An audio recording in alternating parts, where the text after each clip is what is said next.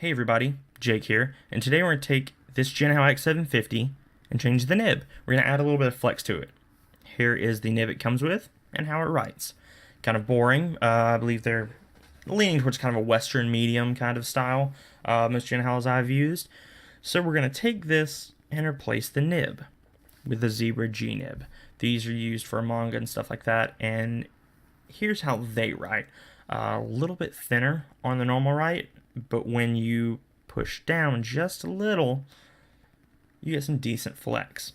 This is a very cheap option compared to some of the more expensive flex nibs, or flex pens rather, and you will get,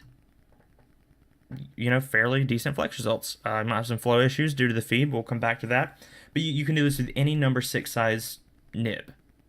I do recommend a Jinhao because they're cheap and you may damage something. You can have to manhandle this nib a little bit, but luckily they come in a 10 pack for about $10. So let's go ahead and get into it. First you'll need a Zebra G nib, a number 6 size nib accepting fountain pen.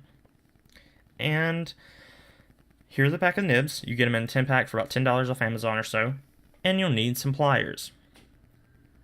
What you're going to do is kind of flatten out that Zebra G nib so it fits on the feed of the Jinhao. So go ahead and uncap your pen, and take the nib in between your index finger and your thumb, grip the body of the pen, and then just pull out. No pun intended. So you'll see the feed here. You want to hold on to that. You can toss the nib aside. You'll never need that again in your entire life. You throw it in the trash. Go ahead and take your Zebra G nib, and if you put it against the feed, you can see how it doesn't fit. So here's the old nib, and you can see it fits very snugly. No gaps or anything like that, and allows the pen to write very well. Well, the Zebra G nib, because of the way it's shaped, it arches up too much. It's too severe of a rounding shape, so it leaves a pretty big gap.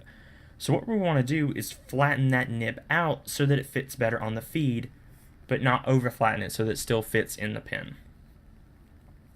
Word of warning, these are very tight fits in pens. Or at least the Jinhao here.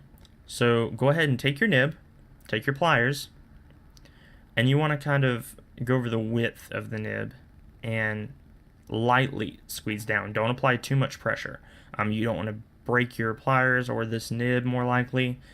You do have a 10 pack, but you really don't want to mess these up because they're not as durable as regular fountain pen nibs. They don't have any tipping material, and a 10 pack will last you a decent while, but you don't want to break any that you don't have to. And again, you can do this to any number 6 size nib. So if you want to take your Edison pen, I don't recommend doing this, but you could totally do this. Don't blame me if it breaks. I don't recommend anyone doing this. This is more of an example of if you were looking for a cheap flex option, here it is. Always check your nib against the feed to make sure that it doesn't need any tweaking, and if it does, go ahead and tweak it a little bit. Don't over flatten it or anything like that.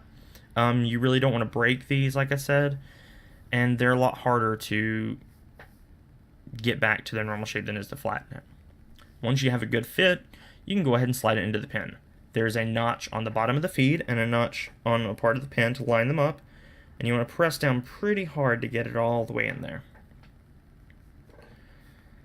So once you have that, go ahead and press until it's all the way in, and you want to make sure it goes as deep as possible so that the stem goes inside the cartridge or converter that you're using so that your ink will flow properly.